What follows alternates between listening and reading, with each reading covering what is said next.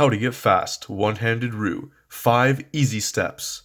No, this isn't clickbait, but no, video isn't going to make you magically sub 10 at OH. You have to put a lot of work into it, but I'm just going to try to give you 5 tips that'll minimize the amount of work you have to put in to get the most out of this event. So step 1, and I think this is the most important that not a lot of people think about, but step 1, get fast at 3x3. This is by far the one most important thing. If you're not fast at 3x3, you can't be fast at one-handed. Just all the techniques and things that you learn in 3x3 apply to one-handed, because one-handed is just slow motion 3x3. Why would you waste your time practicing one-handed if you're not fast at 3x3? You're just gonna improve a lot slower, because one-handed you have to both learn turning and look ahead and efficiency and algorithms at the same time, whereas if you do just 3x3, you can develop your skills a lot faster and then focus on OH later. So you first get a lot faster at the more relevant event and the event that lets you learn your skills faster, and then you can expand those skills to the event that is easier to improve at, which is one-handed.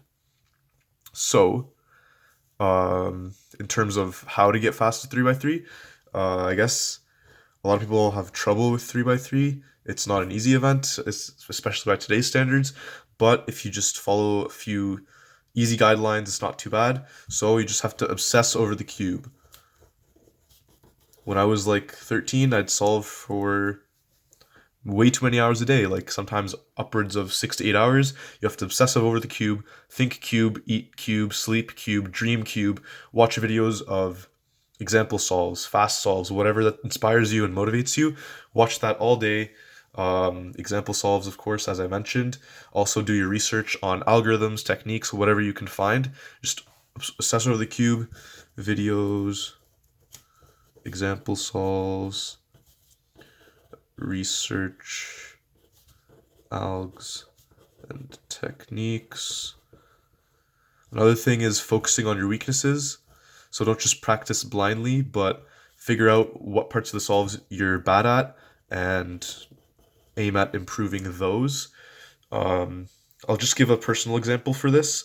So when I started cubing, my first competition, before that, I just did a bunch of 3x3, got to about 11 seconds, and at that point, I never did OH. And then I got to about sub 8 at 3x3, and I was like, oh, I might as well do OH, and I averaged like 18, whatever. Then when I got to about 7.5 3x3, I was like, yo, I'm gonna practice some OH. So I did some OH, and I got to around 15 seconds with barely any effort. I still didn't care about OH. And then once I got sub 7, I was like, okay, I think I want to try OH now. Got to about 12 and then 11. And I was like, okay, I'm pretty good at this event. Then it became a main event, and then yeah, sub 10 happened, and yeah. So overall, you have to just get fast at 3x3. Do this step first. If you can get sub 10 at least, and then get into OH, it'll just make everything so much easier. Step 2, OH turning. This is also almost as important as getting fast at 3x3 for being fast at OH, because if you can't turn the cube, you're not going to be able to solve it fast. So the reason this is important, as I mentioned, you have to be able to turn fast and kind of go in circles here, but when you're practicing OH, you shouldn't have to be practicing any of your 3x3 skills. As I mentioned, you've already developed your look ahead and efficiency for 3x3, so you should be comfortable with your method, obviously, which is Roux, because OH, why wouldn't you use Roux? But you're comfortable with the method, you're comfortable with how you're solving, you are really good at every single step. Look ahead is great, so you shouldn't have a problem with look ahead or efficiency. So really the only thing you need to work on to be fast at OH is turning. Once you're good at 3x3, all you have to do is learn to turn. So for this, put some colons here so it makes sense. For this, once again, look at videos. So I have a Roux turning guide. Antoine has an old Introduction to OH cubing world turning guide thing that you can look at for different styles. And Michal Pleskovic also made a OH turning guide recently, so just check out all those to see all the different ways to do moves. Practice those turns and do a lot of drills. So what I mean by this is anything RU, RUF, just spam a bunch of triggers to get fast at uh, using a lot of moves in combination. Also, RU gen scrambles, so you can go on CS timer, plug in 2 gen scrambles, and just solve it. Also, I'll leave that at that now. But another thing about turning, LSC is absolutely crucial because this is the hardest thing with turning. You're going to need a really good cube. Yeah, so I recommend for OH Supernova Volk 3M or just any magnetic Volk with really weak magnets that's really fast and loose. It'll just make LSC a lot easier. But for LSC, you want to make sure to use the correct table of use style. And once again, you can find that in my video about Roux turning. Correct table of use style, and then you can drill a lot of MU, whether it be EOs or common triggers that show up in 4C, anything like that. Double flicks, IDOs,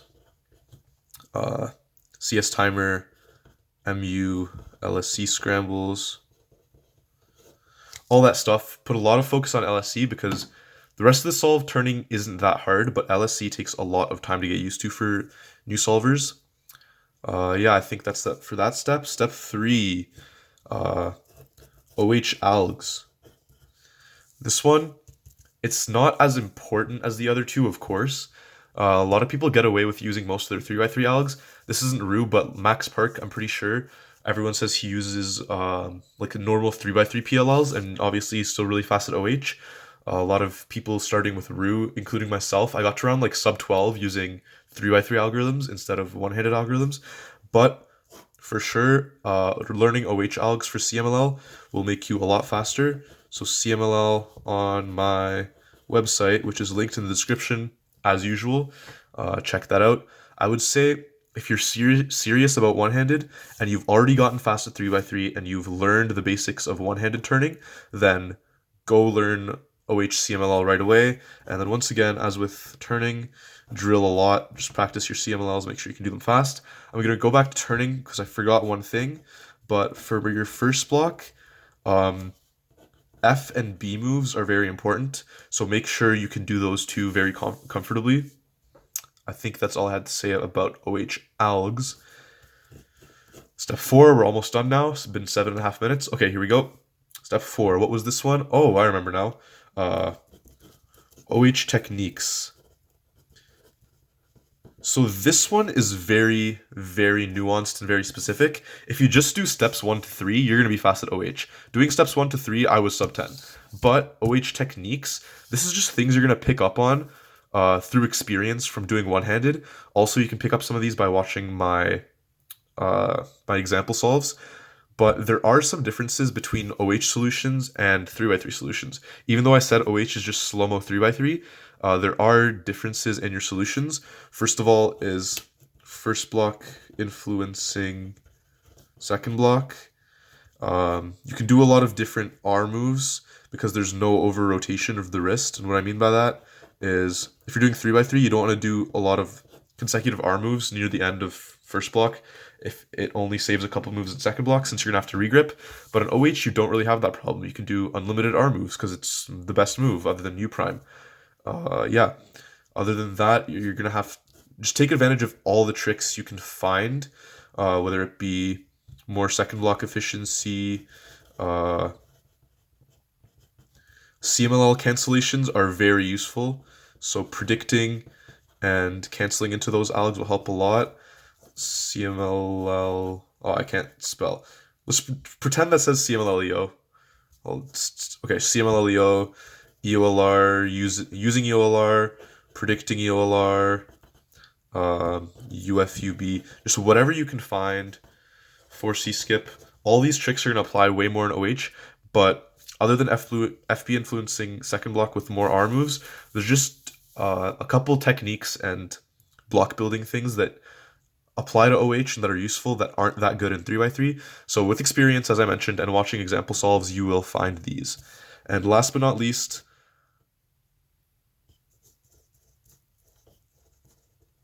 so since I talked about efficiency and algs and turning and 3x3, I'm going to put look ahead here, but step 5 doesn't really exist because look ahead, OH is slow-mo 3x3. It's literally the same. You're doing the same thing as 3x3 in slow motion. If you're fast at 3x3, if you're sub 7 at 3x3, Wayer twins, I'm looking at you. Who else?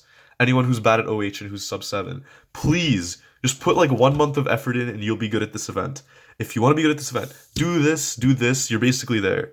And then this if you want to have some fun. This you'll just pick up on by yourself. This, look ahead, easy. You're already good at 3x3. You just don't need to pause. Never pause. Ever. You're just solving the cube and turning slower. You should never pause. Just improve turning and you're good at OH. I know this video probably wasn't as clickbaity, or it probably was more clickbaity than you expected because it's not 5 easy steps. These 2 are very hard. I'm still bad at this. I've got to learn how to do this. I don't like turning. Thanks for watching. Hopefully this helps.